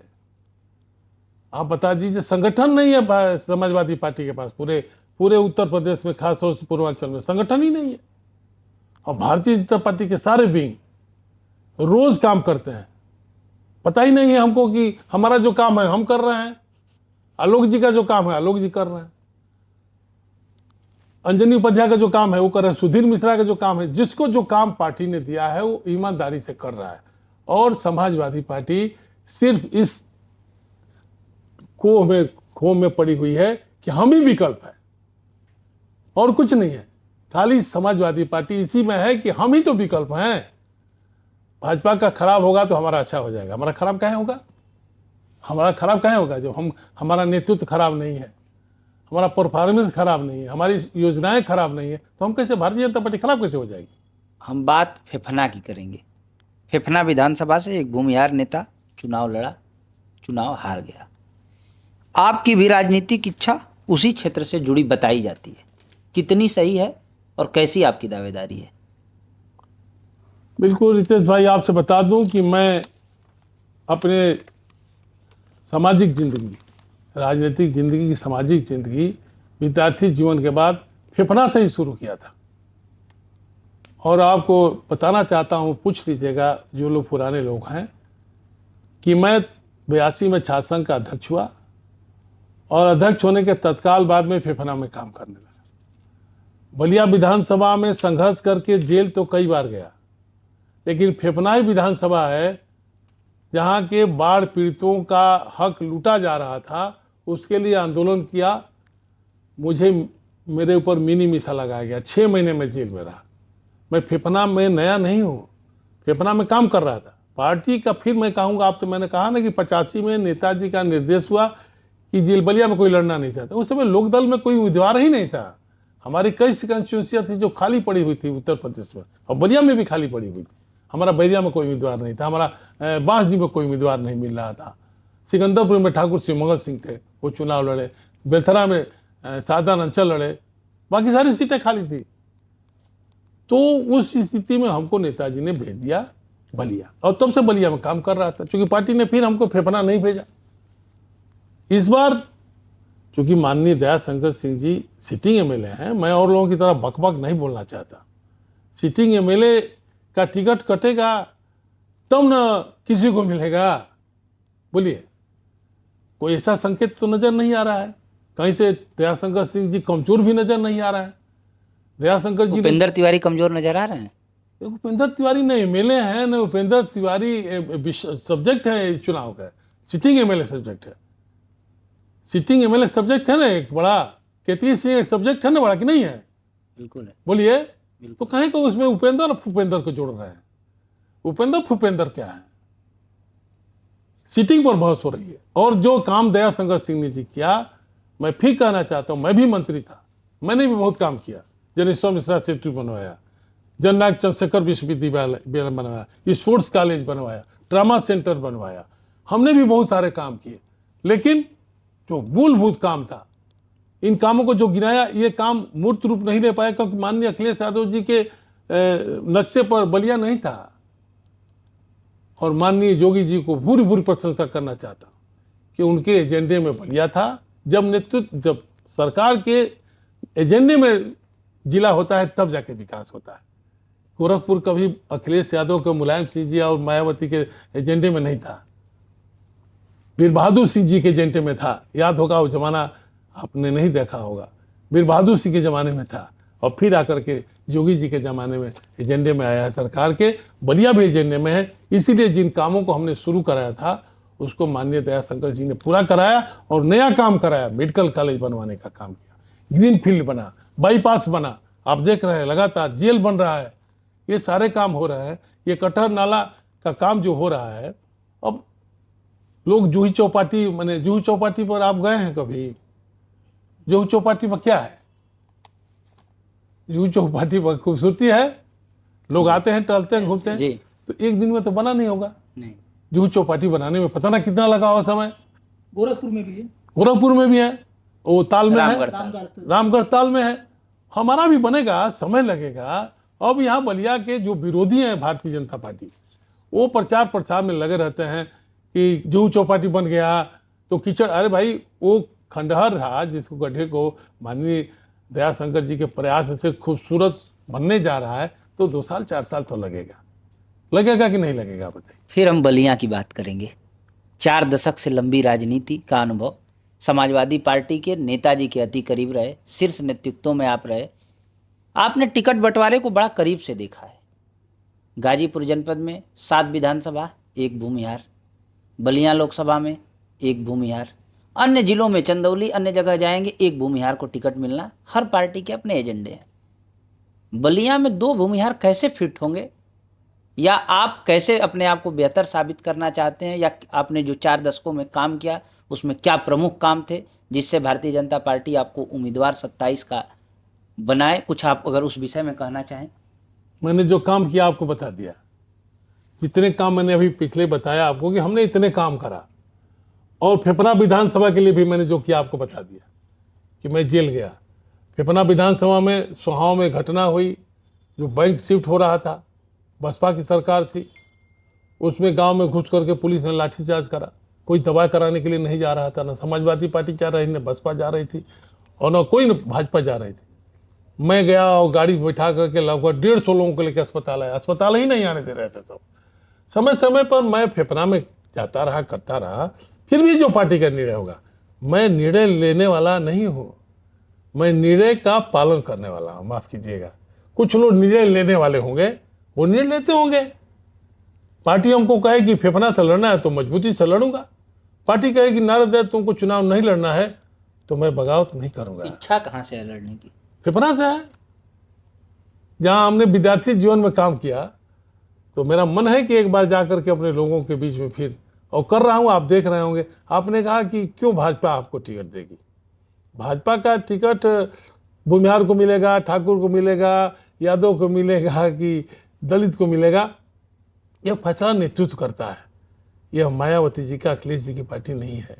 अभी आपने कहा, मैं सुन भी लिया, अखिलेश यादव जी कितने भूमिहार को टिकट दिए थे, जितना जिला बताया आपने। चंदौली में किसको अखिलेश यादव ने टिकट दिया कभी? बनारस में किसको टिकट दिया? चंद्रशेखर, एक बार दिया था मनोज धूपचंडी को, बस एक सिंगल। गाजीपुर में एक बार पप्पू राय को टिकट मिला था, उसके बाद खत्म। मऊ में किसी भूमिहार को टिकट नहीं मिला, उत्पल राय को एक बार मिला था। आजमगढ़ में कभी नहीं टिकट मिला। बलिया में नारद राय को मिलता था टिकट, तो नारद राय भूमिहार के चलते नहीं मिलता था। नारद राय समाजवादी पार्टी की बुनियाद था, इसलिए नेताजी देते थे। अखिलेश यादव नहीं दिया, और अखिलेश यादव ने दिया भी तो चुनाव हरा दिया, वो आया ही नहीं प्रचार में हमारे। उपेंद्र तिवारी से इतनी तलखी क्यों है? हमको थोड़ा भी तलखी नहीं है। आपने कभी तलखी सुना होगा एक शब्द भी? उपेंद्र तिवारी हमारे पार्टी के नेता है, वरिष्ठ नेता है, उसने भारतीय जनता पार्टी को खड़ा किया है। हमने कहाँ कहा कि हमसे तलखी है? तो नाराज क्यों रहते हैं आप? अरे आपकी नाराजगी हमको दिखा दिए, बताया कभी आपने इस बात को कहा तो मुझे नाराजगी हुई कि उपेंद्र तिवारी या नारद राय या कोई दयाशंकर सिंह नहीं हो सकता है। केतकी सिंह वो सिटी के मिले हैं, उनका टिकट कटने का मैसेज जाएगा। हमारे टिकट मिलने कटने का कोई मैसेज जाने वाला है। ये होगा कि भारतीय जनता पार्टी के सिटिंग विधायकों का टिकट कटा, उसमें ना नाम आएगा, नहीं आएगा। बोलिए, इसलिए मैंने कहा कि कोई नहीं था, हमको किसी से कोई घृणा नहीं है। हमसे जिसको घृणा होगी उसको भी प्रणाम करता हूँ। हृदय परिवर्तित कीजिए, हमसे घृणा मत कीजिए। मैं अब समाजवादी पार्टी में नहीं हूँ, मैं भी अब भारतीय जनता पार्टी में 2 साल थे खूंटा गाड़ के हूँ, और किसी एक साधारण कार्यकर्ता से कम काम नहीं करता। चलिए, हम लोग बलिया से अब बनारस की ओर बढ़ते हैं। अजय राय का एक बयान आया, मोहबा का बयान था, प्रधानमंत्री पर उन्होंने कुछ टिप्पणी की, कहीं अभद्र टिप्पणी की। टिप्पणी बताना बहुत उचित नहीं है, पर आपने देखा होगा, बहुत वायरल वीडियो था। क्या कहेंगे आप अजय राय को? देखिए, अजय राय जिसे भी हमारे बहुत अच्छे रिश्ते आज भी हैं, पारिवारिक रिश्ते हैं, राजनीतिक रिश्ते भी कभी थे। जब वो एक बार याद होगा वहाँ से लड़े थे बनारस से समाजवादी पार्टी के सिंबल से लोकसभा का चुनाव, जोशी जी के खिलाफ, ठीक है। उस समय भी मैं अजय राय जी से कह रहा था 2009 में अजय राय जी चुनाव हार गए, और उन्होंने सभी समाजवादी पार्टी के लोगों को गाली देना शुरू किया। मैं चूंकि उस चुनाव में काम कर रहा था, मैं अजय राय जी से कहा कि पूरे पार्टी के लोग खराब है, यह करना ठीक नहीं है। केपी यादव गए थे उस समय, यादव को ही ज्यादा बोल रहे। हमने तो आपसे मना किया था कि मत चुनाव लड़िए, मैंने मना किया था इनको, अजय राय को। हाँ, क्योंकि मैं जानता था कि सारे समाजवादी मुख्तार अंसारी के हाथे बिक गए, सबका भुगतान हो गया था गाजीपुर जेल से। सारे समाजवादी पार्टी, चाहे समद अंसारी हो, और चाहे केपी यादव हो, चाहे गामा यादव हो, चाहे गोपाल यादव हो, सबका पेमेंट हो गया था कि सभी समाजवादी पार्टी के लोग हमारे मदद में रहेंगे, खास तौर से यादव और मुसलमान। लेकिन नहीं लड़े, उनको अमर सिंह ले आए, चार्टर प्लेन से ले आए। भाई, तो नारद राय की बात कोई कौन सुने? उस समय भी मैं टोका था। कभी भी मैंने पहले भी आपसे कहा कि भाषा में संयम बरतना पड़ेगा, खास तौर से राजनीति में। यह कोई रोजगार नहीं है, राजनीति में और कुछ हो चाहे ना हो, अपनी भाषा पर संयम रख करके और सम्मानजनक ढंग से अपनी बात कहिए। हमारे इतनी बात में अगर कोई आपको बुरा लगा होगा तो हमको राय दीजिएगा, आगे से इस बात को नहीं कहूँगा, रोकूंगा अपने। तो विवादित बयान भाजपा, आपकी जो पार्टी है, उसके गठबंधन के साथी ओम प्रकाश राजभर, उनके 2 बयान का मैं जिक्र केवल करूँगा। उनका एक बयान है जिसपे वो कहते हैं पीडीए को लेकर, और पीडीए का फुल फॉर्म बताते हैं कि पीडीए का फुल फॉर्म है पीट देगा अहिर। दूसरा बयान है, अभी हाल के ही बयान है कि 95% जो अपराधी हैं वो यादव समाज के हैं। एक जाति के प्रति इतनी अभी पीडीए पर आपने बात पूछा अंकित भाई, पीडीए पर मैं आपको बता दूं, कहीं प्रकाश जी के पीडीए के बयान पर आप जिक्र कर रहे हैं। माननीय अखिलेश यादव जी ने पीडीए को परिभाषित किया, पिछड़ा, दलित, माइनॉरिटी, कभी कहा अल्पसंख्यक, कभी कहा और मैंने अगड़ा, कभी मैंने महिला कहा कि नहीं कहा? पी से पंडित भी कहा है। पी से पंडित भी कहा। जब जो आकर के जिस तरह से जो गाते हैं ना, ये जो उसको क्या कहते हैं, ये गाने वाले बिरहा गाते हैं सब, तो कुछ किसी को अच्छा लगे। और माननीय अखिलेश यादव जी नारा देने में तो कांग्रेस को पीछे छोड़ दिए, कांग्रेस को पीछे छोड़ दिया। कभी याद होगा आपको कि नई हवा है, नई सपा है, चला है 2022, डिम्पल भाभी चाबी है कि ताला है, क्या क्या चलता रहता है। और कभी उन्होंने उस बातों का विरोध नहीं किया। पीडीए भी एक चुनाव चला है, अब इस बार हो सकता है अभी नया नारा देने वाले होंगे अखिलेश जी, तो अपने पार्टी के लिए नारा देते रहते हैं बेचारे। तो ओम प्रकाश राजभर जी अगर कुछ उसको परिभाषित कर रहे हैं कि ये है वो है, उस पर क्यों जा रहा है? अखिलेश यादव अभी आज तक पीडीए मैंने समझ ही नहीं पाए, न समझा पाए कि ये पीडीए क्या है। आप ने भी जिक्र किया कि कभी महिला कहते हैं, कभी अल्पसंख्यक कहते हैं, कभी अगड़ा कहते हैं, पंडित कहते हैं। तो ये तो नारा हुआ नहीं। कभी उनके बाप ने, माननीय मुलायम सिंह यादव, दलितों के पिछड़ों के बहुत बड़े नेता थे, कभी ये सब नारा नहीं दिया। उसने अमीरी और गरीबी का नारा दिया। भाजपा के लिए पीडीए समस्या नहीं है। देखिए, पीडीए समस्या तब होती जब पीडीए भाजपा के साथ नहीं होती। पीडीए माने क्या? अखिलेश यादव का पीडीए पंडित हमारे साथ है, अखिलेश यादव का पीडीए अगड़ा हमारे साथ है, ये ना है अखिलेश यादव का पीडीए। बोलिए, उसी में से नहीं है। पिछड़ा हमारे साथ नहीं है। पिछड़ा अगर साथ नहीं रहता तो बिहार में सरकार बनती। पिछड़ा भारतीय जनता पार्टी के साथ मजबूती से खड़ा है। सिर्फ एक समाज के लोग हैं जो अभी 27 तक वेट करेंगे, 27 के बाद भाग जाएंगे छोड़कर। इसीलिए ओम प्रकाश राजभर जो है वो उकसा रहे हैं किसको? उस एक समाज को जिसका आप जिक्र कर रहे हैं। देखिए, ओम प्रकाश राजभर जी अपने हिसाब से अपने लोगों के बीच में मैसेज देना चाहते हैं। साथी हैं आपके, हमारे साथ हैं, हमारे मजबूत स्तंभ हैं एनडीए के, और हमारे बहुत शुभचिंतक हैं। लेकिन कभी भी ओम प्रकाश जी जो बात बोलते हैं वो सामान्य बात नहीं है, वो बातें उनके लोगों तक दिल में बैठती है। अभी आपने उनका बयान दिखाया मीडिया के लोगों ने, जो भाषा हमारे लोग समझेंगे वो भाषा में वही ना समझाऊंगा मैं। अगर बंगला बोलने लगूंगा यहाँ पर तो कोई सुनेगा क्या? और हिंदी बोलने लगे जा करके बंगाल में तो कोई समझेगा क्या? ओम प्रकाश राजभर ने यही ना कहा कि मैं भाई जिस पार्टी में रहोगे, बैंड का मास्टर जो धुन बजाएगा वही बजाना पड़ेगा।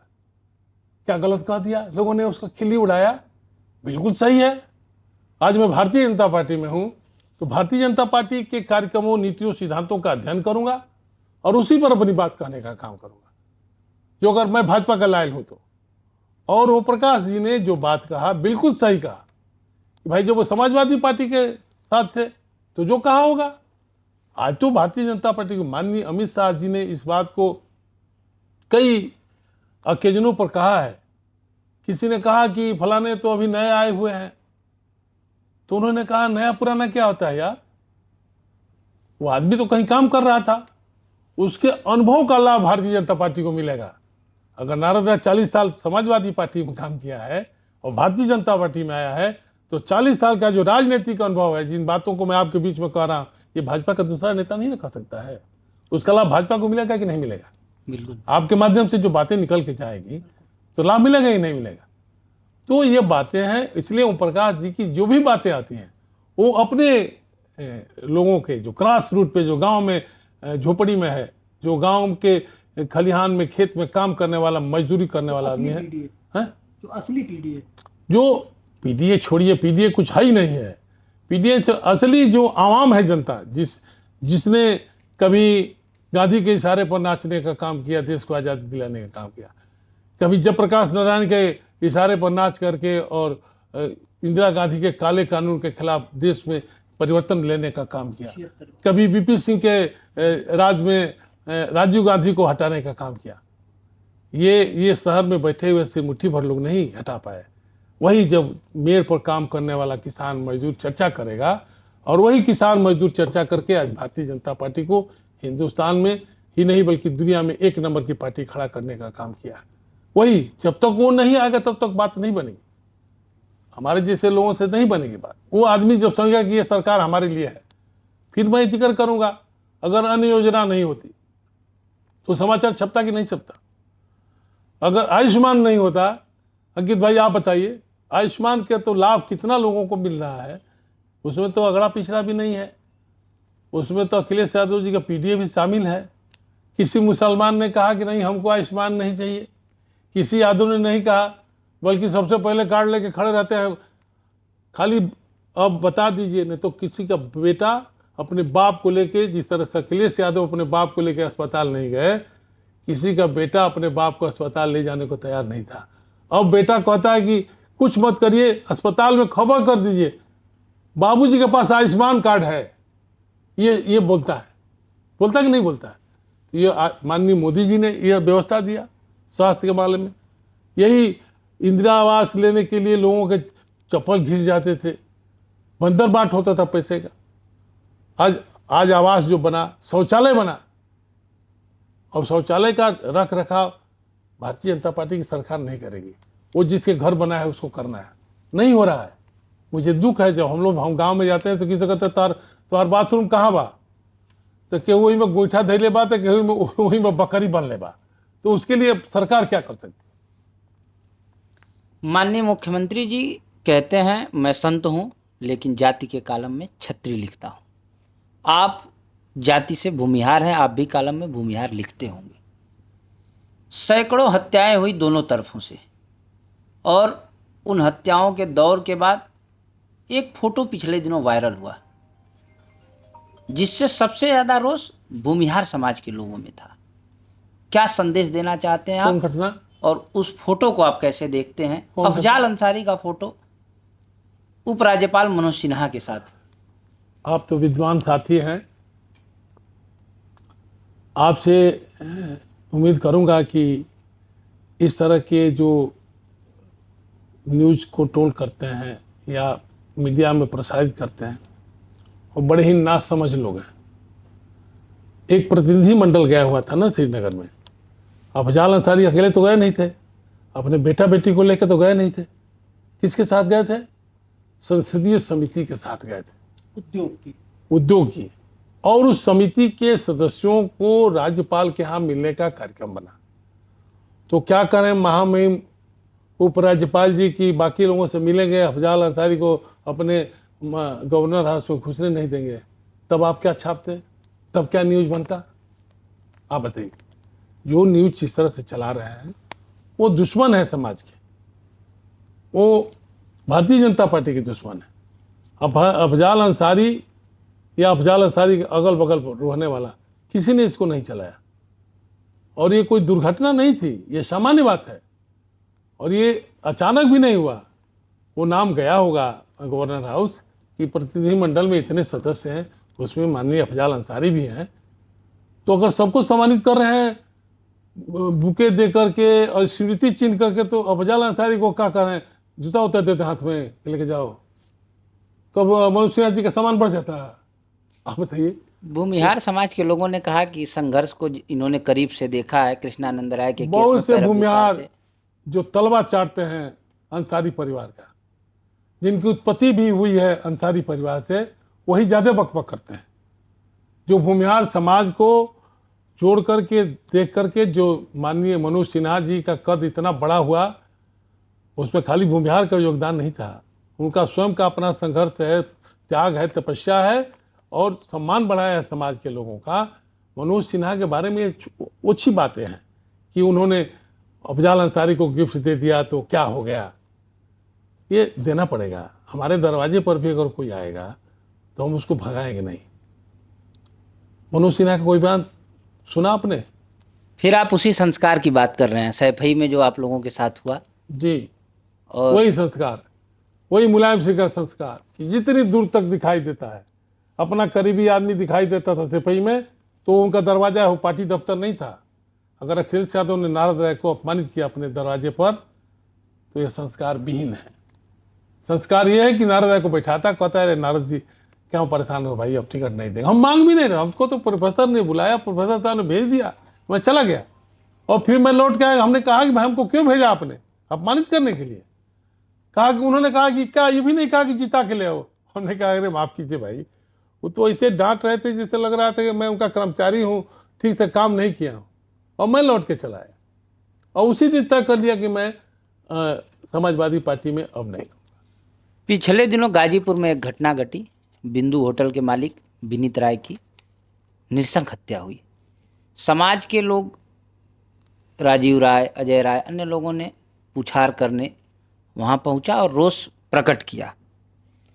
एक आरोप लगा कि भारतीय जनता पार्टी के नेताओं के साथ अपराधियों के जो फोटो वायरल हो रहे हैं, इस सरकार में अपराधियों के साथ भी राजनीतिकरण हो रहा है। आप कैसे इस घटना को देखते हैं? तो वो दृश्य आपको याद है कि नहीं है, जब उत्तर प्रदेश के मुख्यमंत्री माननीय मुलायम सिंह यादव जी थे और यहीं आजमगढ़ से लेकर के बनारस तक, गाजीपुर तक, जौनपुर तक, देवरिया, गोरखपुर तक एक जाति विशेष के लोग सारा तांडव करते थे, जिनको इनकाउंटर करने के लिए पुलिस खोजती रहती थी। उसके ऊपर हाथ रख दिया जाता था कि ये हमारा आदमी है, नारद राय को छूना मत। वो दृश्य कैसे लोग भूल गए? आज भारतीय जनता पार्टी का कोई नेता क्या करते हुए नजर आता है आपको? ये हुआ कि नहीं हुआ? ये सवाल जब मुलायम सिंह जी से करा माननीय बलराम जी ने कि मैं यादव के बीच में कैसे जाऊं, यादव के बीच में नहीं जा पा रहा। हालत यह है कि हमारे बगल में कौन आके फोटो खिंचवा लेता है, वो सारे रिश्ते को समेट नहीं न लेता है, वो आया फोटो खिंचा के चला गया।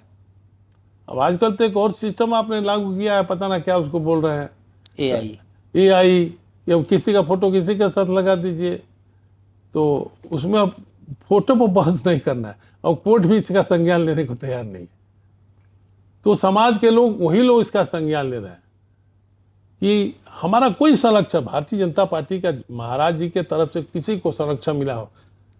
कभी वो दुबे की हत्या हुई तो क्या कहा गया? कहा गया कि नहीं कहा गया? अख्तर मुख्तार की हुई तो क्या कहा गया? जब कोई घटना होती है तो उसके पीछे विपक्ष की एक बहुत बड़ी यही भूमिका होती है, जो आज अदा हो रहा है। माननीय अखिलेश यादव जी तुरंत प्रतिनिधि मंडल भेजते हैं। अगर यादव के यहाँ, मुसलमान के यहाँ एक लड़के का पैर भी टूटा है तो भेज दिया जाता है। और भी समाज के लोगों के साथ कुछ ना कुछ होता होगा।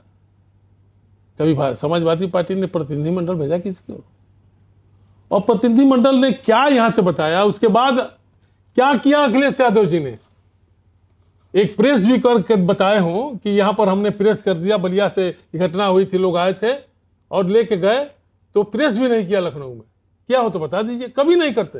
प्रतिनिधि मंडल आता है, लौट के चला जाता है। कभी कभी दिल में ख्याल आता है तो 2-4 लाख रुपया भी पहुंचवा देते हैं बेचारे। वो अपने से कभी प्रेस करके बताए। आजम खां जैसे आदमी के सवाल पर जब कुछ नहीं हुआ तो छोड़ दीजिए छोटी छोटी बातों। वापस बलिया पर आते हैं, क्योंकि वो आपका फेवरेट टॉपिक भी है बलिया। तो क्या चंद्रशेखर जी की विरासत जो है वो अब भी वोटों को प्रभावित करती है? माननीय चंद्रशेखर जी की विरासत किसको मानते हैं? आपसे स्पष्ट करें तो। माने आप उनकी विरासत किसको मानते हैं? उनके बेटा को, उनके बहू को, उनके विचार को? उनके विचार को। आज भी बलिया में वो प्रभावित करती है। पूरे हिंदुस्तान में माननीय चंद्रशेखर जी के द्वारा लिए गए निर्णय, याद होगा जमाना आपको कि न्यायपालिका के खिलाफ किसी की बोलने की हिम्मत नहीं थी। कोई बोलता था? बोला हो कभी तो बता दीजिए। माननीय चंद्रशेखर जी ने बोला था कि नहीं बोला था? जो घटनाएं स्वर्ण मंदिर में हुई, जो घटनाएं आरक्षण के बाद वो प्रधानमंत्री बने थे, याद होगा आपको, 90 पीपी सिंह के बाद, पीपी सिंह 90। और जल रहा था हिंदुस्तान माननीय चंद्रशेखर जी चाहे सदन में होता, सड़क पर होता, बलिया में तो के लोग तो उनके, देखिए दो बातें होती है। माननीय चंद्रशेखर जी की दृष्टि थी कि समाज का हर आदमी प्रगति के रास्ते पर है, उत्थान करे। हो सकता है उनके ज़माने में बलिया विकसित नहीं हुआ होगा, लेकिन उन्हीं के ज़माने में बड़ी लाइन बनी थी, याद होगा आपको, रेलवे की बड़ी लाइन बनी थी उन्हीं के ज़माने में।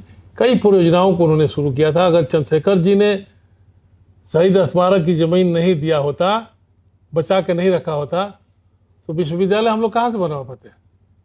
कहाँ से हम 50 एकड़ ज़मीन ले आते? मुफ्त की 50 एकड़ ज़मीन अगर उपलब्ध हुई तो माननीय चंद्रशेखर जी की दूरदृष्टि के चलते हुई। जब प्रकाश नगर में माननीय दयाशंकर जी अंतर्राष्ट्रीय बस अड्डा बनवा रहे हैं, वो सारी ज़मीनों को संचित करके माननीय चंद्रशेखर जी ने रखने का काम किया। तो चंद्रशेखर जी को बलिया के लोग का, बलिया की जो उनकी वरासत है, वसीयत है, वो हम सब लोग उससे प्रभावित हैं। बलिया को जैसे देश भर में भी कहते हैं और बलिया वाले बड़े शौक से भी कहते हैं, गर्व से कहते हैं बागी बलिया। अगर यही पहचान बनाए रखेंगे तो विकास कैसे होगा? स्वास्थ्य, इंडस्ट्री, ये कैसे आएगी जब बागी जुड़ा रहेगा? तो एक इतिहास रहा है। बिल्कुल बिल्कुल आपकी बात से सहमत हूँ कि बलिया कोई नारद राय के, दयाशंकर सिंह के चलते नहीं बागी हो गया है, और नीरज शेखर जी के चलते, मस्त जी के चलते। ये मंगल पांडे ने बगावत किया, चित्तू पांडे ने बगावत किया, कौशल किशोर शहीद हुआ। तो उन सारे रामदहन ओझा जी हमारे रहे, सब जिन लोगों ने बलिदान दिया, आज़ादी के, गुलामी के दिनों से शुरू करा, हमारा संस्कार है। लेकिन हमने कभी बगावत ऐसा नहीं करा जो घिनौना हो। घिनौना बगावत यही गाजीपुर में होता है। एक ही दल के लोग एक ही दल के लोगों को गोली मारने के लिए कभी तैयार रहते थे, देखा होगा आपने। यही होता है मऊ में, यही होता है आजमगढ़ में, यही कभी गोरखपुर में होता था, कभी देवरिया में होता था कि नहीं होता था? कभी बलिया में आपने नहीं सुना होगा। हम बागी हैं तो बगावत हम करते हैं हुकूमत के खिलाफ, बगावत करते हैं हम अपने सवालों पर आंदोलन करके। हम किसी का जान लेने के पक्ष में नहीं है, और कोई राजनीतिक जिला बलिया की तरह स्वच्छ नहीं है। आज भी बता दूं आपको, कोई किसी नेता को गोली मरवाना नहीं चाहता है। आप हो तो बता दीजिए, कभी नहीं रहा। हमसे लोग नहीं, हम लोग तो अभी नई कड़ी हैं, हम लोगों के यहाँ तो थोड़ा बहुत मन मुटाव हो जाता है। वो जमाना याद कीजिए जब ठाकुर श्रीमंगल सिंह यहाँ राजनीति करते थे, निर्भय नारायण सिंह जी राजनीति करते थे, जगन्नाथ चौधरी करते थे, चंद्रशेखर जी करते थे, मैनेजर सिंह जी करते थे, गौरी शंकर राय थे। और उसी परंपरा को आज भी हम लोग जिंदा रखते हैं। एक दूसरे से मिलते हैं, प्रणाम करते हैं, दुख सुख में जाते हैं। कहा जाता है कि चाय की टपरी पर जाइए बलिया में, तो वहाँ पर सपा, बसपा और भाजपा जो भी दल है, उनके कार्यकर्ता और उनके लोग, नेता, बड़े नेता, छोटे नेता, जो भी कह लीजिए, सभी लोग बहुत स्नेह से मिलते हैं। अपनी अपनी क्या बात भी रखते हैं। वो परंपरा आज भी है? बिल्कुल है, आज भी अपनी अपनी बात चट्टी चौराहे पर करते हैं। छोड़ दीजिए शहर क्योंकि की। राजनीति में तलखी बहुत आई है। देखिए बहुत तलखी आई। तलखी तो राजनीति में इतनी आई आपको कि आप लोगों ने भी जमाना देखा, हमने भी देखा। जब हम ट्रेन में बैठते थे तभी राजनीतिक चर्चा होती थी, बस में बैठते थे तभी राजनीतिक चर्चा होती थी, चट्टी चौराहे पर बैठते तभी राजनीतिक चर्चा होती थी। अब ट्रेन में डर के मारे कोई राजनीतिक चर्चा नहीं करता है, या व्यवस्था पर बहस नहीं करता कि पता ना सामने वाला क्या कर देगा। पहले डिस्कस होता था, और जो अखबार के पन्ने होते थे चाय की दुकान पर, वो बिखरे रहते थे। पूरा अखबार एक आदमी नहीं पढ़ पाता था। एक पन्ना आपके पास है तो एक पन्ना हमारे पास है, एक पन्ना इनके पास। और चाय की दुकान पर मैक्सिमम लोग सवेरे अखबार पढ़ने के लिए ही जाते थे। तलखी का ही नतीजा है कि आज वो संख्या घटी है। लेकिन फिर भी आज बलिया में आप देखे हुए, बलिया भी है, बनारस भी है, वो सभी जगह है जहाँ पर यह संस्कार है कि लोग बैठते हैं, अपनी अपनी बात मजबूती से रखते हैं, और कोई कटुता नहीं आती। अब आप भाजपा में हैं तो आरएसएस से भी जो है थोड़ा बहुत संबंध बना होगा। क्या कभी कार्यक्रमों और कार्यालयों पे जाना हुआ है, लोगों से मिलना हुआ है? देखिए, मैं समाजवादी पार्टी में था तो भी हमारे गांव में नागा जी शिशु मंदिर है, वहाँ दक्षिण का लिफाफा उस समय में बेच देता था। छुप के? नहीं जी, खुलेआम लोग आते थे, हमारे दरवाजे पर आते थे। शाखा ही लगती है, हम सुबह चाय पिलाते थे अपने यहाँ लोगों को, यही बगल में हमारे यहाँ शाखा लगती है। मैं पहले ही कहा कि हम लोग इस तरह की राजनीति किए ही नहीं। हमारे नेता डॉक्टर राम मनोहर लोहिया ने आरएसएस की प्रशंसा करी, किया कि नहीं किया? तो हम तो लोहिया के सिद्धांतों को मान के चलने वाले। छोटे लोहिया जनेश्वर मिश्रा के सानिध्य में रहे हैं तो बहुत सारी चीजें हमने सीखा है। आरएसएस एक सशक्त सामाजिक संस्था है जो देश के हर बुरे वक्त में अपनी पूरी ताकत के साथ खड़ा रहने का काम करी है। भारतीय जनता पार्टी को भी खड़ा करने में आरएसएस का बहुत बड़ा हाथ है। और किन्हीं कारणों से अगर कोई मसमसाहट आई है, उसको मैं फिर सराहना चाहता हूँ माननीय मोदी जी को, अमित शाह जी को और माननीय योगी जी को, कि इन लोगों ने आरएसएस के लोग जो थोड़ा बहुत किन्हीं कारणों से नाराज हो राज थे, उस सबको प्रसन्न करने का काम किया है। और आज आरएसएस कुछ भी करने के लिए, भारतीय जनता पार्टी को खूबसूरत बनाने के लिए, मजबूत बनाने के लिए काम करती है। आज आप आरएसएस पे बहुत मुखर होकर कह रहे हैं, क्या जब समाजवादी पार्टी में आप थे तो खुलकर कहना संघ के बारे में थोड़ा मुश्किल तो रहता होगा? क्या मुलायम सिंह यादव, चूँकि आपकी गहरा नाता रहा है, क्या कभी चर्चा हुई संघ को लेकर उनसे? मैंने जब कहा, जब लोहिया के सिद्धांतों पर हम चल रहे हैं, तो लोहिया जी ने आरएसएस को कभी कोसने का काम नहीं किया। कांग्रेसियों ने आरएसएस को कोसने का काम किया। समाजवादी पार्टी के लोहिया के सिद्धांतों पर समाजवादी पार्टी बनी, उन्हीं के नाम पर बनी। छोटे लोहिया जैसे मुलायम सिंह को कभी देखा होगा आपने आरएसएस के बारे में? जब हम लोगों का सम्मेलन हो रहा था, हमको लग रहा है कि 82-83 में, 84 में हो रहा था, मंसूरी में, तब भी मैंने देखा नेताजी को। और झांसी में सम्मेलन हो रहा था तो जा करके वहाँ आश्रम पर नेताजी रात को रुके थे। वो झांसी में है ना आश्रम, आरएसएस का केंद्र है, एक केंद्र है, उस केंद्र पर रात को रुके थे नेताजी। तो हम कैसे मान के चले कि मुलायम सिंह जी आरएसएस के खिलाफ थे? आरएसएस कोई और संगठनों की तरह समाज में काम नहीं करती थी। अपनी सेवा भाव से आरएसएस ने अपने को खड़ा किया, लोगों के बीच में खड़ा होकर के। आरएसएस का कार्यकर्ता आज भी जो झोला लेके घूमता है, उसके प्रति अपार श्रद्धा है लोगों के बीच में, है कि नहीं है? नारदा की फॉर्च्यूनर देख करके नारदा स्वयं गर्वान्वित होता है कि हम फॉर्च्यूनर से चल रहे हैं। हो सकता है कुछ लोग गाली भी देते होंगे, लेकिन आरएसएस का कार्यकर्ता और स्वदेशी का कार्यकर्ता नेता जब सड़क पर निकलता है तो लोग सम्मान से उसको प्रणाम करते हैं, क्योंकि वो कुछ मांगता नहीं है, अपना विचार बांटता है कि आप हमारे संग साथ छूटिए, समाज का काम कीजिए। करता कि नहीं करता? आप बताइए। आरएसएस कभी को हमने कभी कोसा? कोई स्टेटमेंट बता दीजिए, आपको याद हो नहीं तो पूछ लीजिएगा। कभी हम लोगों ने, क्योंकि एक संगठन, मैंने फिर कहा, सभी राजनीतिक दल अपने सिद्धांतों नीतियों के अनुरूप काम करते हैं, वो उसको बढ़ा रहे हैं। हम जहाँ हैं हम उसको बढ़ा रहे हैं। आज हम भारतीय जनता पार्टी में हैं तो पूरी ताकत के साथ भारतीय जनता पार्टी को मजबूत करने में लगे हुए। मीडिया में चलता है और इस तरह दिखाया भी जाता है कि संघ में अनुशासन बहुत है, ये कुछ है या सब हवाबाजी है? नहीं, अनुशासन इंदिरा गांधी के उस नारे में था कि अनुशासन ही देश को महान बनाता है, और एक भी कांग्रेसी अनुशासित नहीं रहते थे।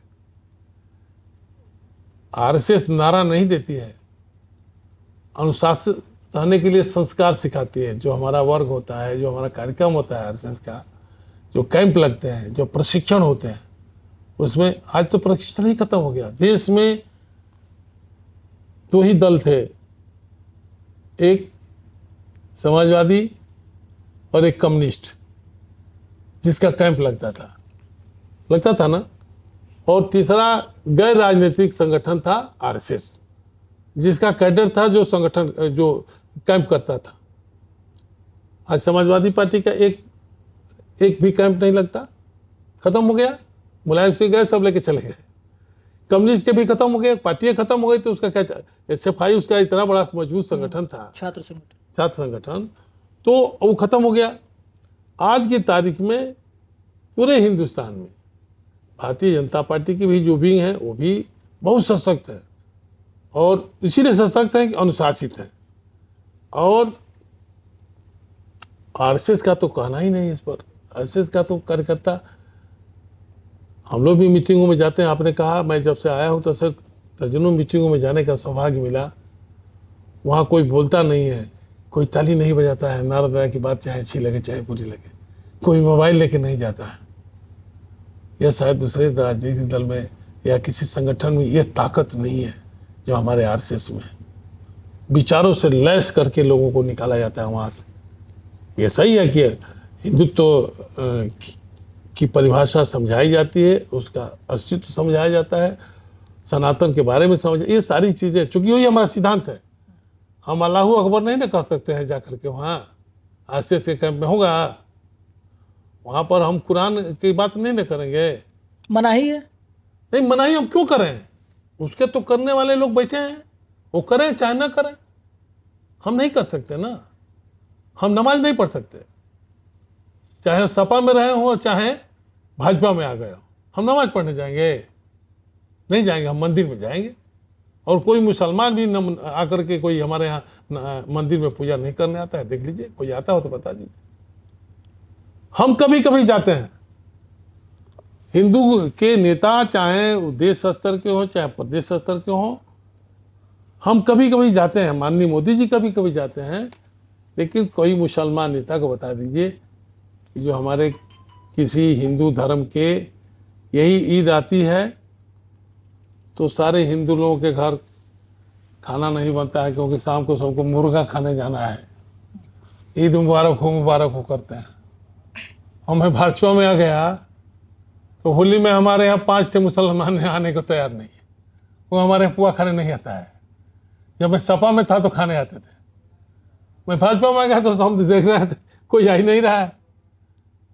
तो हमारे यहाँ जो संस्कार है वो उसके यहाँ संस्कार नहीं है। हम अपने अंतिम राउंड की ओर है, और इसमें इसको हम रैपिड फायर राउंड कहते हैं। हम आपको एक शब्द देंगे, जो सबसे पहले आपके मन में और दिमाग में आता है वो आप बताएंगे। मनोज सिन्हा। मनोज सिन्हा हमारे नेता हैं, आदर्श हैं, हमारे समाज के स्वाभिमान हैं। अफजल अंसारी। उससे हमारा दूर दूर से कोई रिश्ता नहीं। अजय राय। अजय राय से पारिवारिक रिश्ता हमारा है। बलिया। बलिया में तो मैं पैदा हुआ हूँ, बलिया नहीं हमको इतनी दूरी तय कराया है, तो बलिया को तो प्रणाम करता हूँ। फेफना मेरा राजनीतिक ककारा पढ़ने का मौका मिला था, वहाँ से जा कर के मैं 6 महीना मिनी मिसा में बंद रहा, जेल गया, तो मैं फेफना को कैसे भूल जाऊँ। अब चुनावी क्षेत्र है। योगी आदित्यनाथ जी हम लोगों के, सब लोगों के पूजनीय हैं, पहले भी थे, माननीय मुख्यमंत्री हुए, और उन्होंने जो काम किया उत्तर प्रदेश में, अब हिंदुस्तान के हर कोने में योगी जी की मिसालें दी जाती है, उनके कार्यक्रमों का अनुपालन किया जाता है, उनके पद चिन्हों पर देश में लोग चल रहे हैं। तो योगी जी से बड़ा नेता कौन है? अखिलेश यादव। देखिए, अखिलेश यादव के बारे में बहुत कुछ मैं बता दिया। अखिलेश यादव नेता नहीं है, व्यवसायी है। नरेंद्र मोदी। माननीय नरेंद्र मोदी जी और तारीख पुरुष है भाई। मुलायम सिंह यादव भी हमारे आदर्श रहे। मैंने कहा कि समाज के लोगों को जोड़ा उसने कभी अगड़ा पिछड़ा भी नहीं करा। मदद किया होगा अंदर खाने जो भी किया हो, लेकिन कभी पर्दे पर उनके बगल में मोहन सिंह बैठते थे, जनेश्वर मिश्रा बैठते थे, भीमसेन तिवारी बैठते थे, कपिल देव बाबू बैठते थे, तो हम कैसे कहें कि वो जातिवादी थे? अमित शाह। माननीय अमित शाह जी के बारे में भाई, उन्होंने हमको भारतीय जनता पार्टी में शामिल कराया। आज जो हिंदुस्तान में जहाँ कहीं भी चुनाव होते हैं या संगठन चल रहा है, सब लोग उनको चालाकी कहते हैं, तो हम क्या उसमें कहें? हम ही तो उनको। पूर्वांचल। देखिए, पूर्वांचल कभी समाजवादी पार्टी का गढ़ था, आज भारतीय जनता पार्टी का गढ़ है। भूमिहार। पहले भी कहा मैंने कि भूमिहार भारतीय जनता पार्टी का मूल वोटर है, और भारतीय जनता पार्टी का मूल वोटर आगे भी रहेगा। थोड़ा बहुत कैंडिडेटों के आने पर जो अभी आपने बताया समीकरण बदलते रहते हैं, 10% 20% घटता बढ़ता रहता है, लेकिन अगर परसेंटेज जो किसी बिरादरी का मिल जाता है तो मान के चला जाता है कि उसका मूल वोट है। राजनीति आज की तारीख में थोड़ा फूक फूक चलने की चीज़ हो गई है। कभी जमाना था कि हम लोग विद्यार्थी राजनीति से निकले और निकल के चले गए, सड़क पर आंदोलन करने लगे, पक्ष में रहे चाहे विपक्ष में रहे। आज राजनीति की धार को बड़ा संभाल के इस्तेमाल करना पड़ रहा है, करना भी चाहिए, क्योंकि परिस्थितियां बदली हैं, सब कुछ बदला है तो राजनीति में भी परिवर्तन हुआ है। चंद्रशेखर, माननीय चंद्रशेखर जी बलिया के गौरव थे। जिस तरह से हमारे मंगल पांडे ने, चित्तू पांडे जी ने बलिया को पहचान दिया, कौशल किशोर जी के बलिदान को हम नहीं भूल सकते हैं, तो माननीय चंद्रशेखर जी बलिया के थे। देश कभी आज भी देश के किसी कोने में जा कर के हम बताते हैं कि हम चंद्रशेखर जी के बलिया के हैं तो हमारा सम्मान बढ़ता है। कोई नहीं कहता कि कौन चंद्रशेखर, ये नहीं कहता। ये बहुत बड़ी बलिया के माटी की उपलब्धि है। नारद जी बहुत बहुत धन्यवाद आपने भी। जो समय दिया उसके लिए, और सबसे बड़ी बात कि बहुत बेबाकी से हर प्रश्न का जवाब दिया है। इतिहास के वो पन्ने को भी कुरेदा है जो आज के बच्चों को, नए राजनीति करने वालों को सुनने देखने की ज़रूरत है। तो फिर से आपको बहुत बहुत धन्यवाद। आपको भी बहुत बहुत धन्यवाद। आप आए, आपने हमारा सम्मान बढ़ाया हमारे यहाँ करके, इसके लिए आभारी हूँ। फिर नए मेहमान के साथ जल्द मिलेंगे, तब तक के लिए नमस्कार।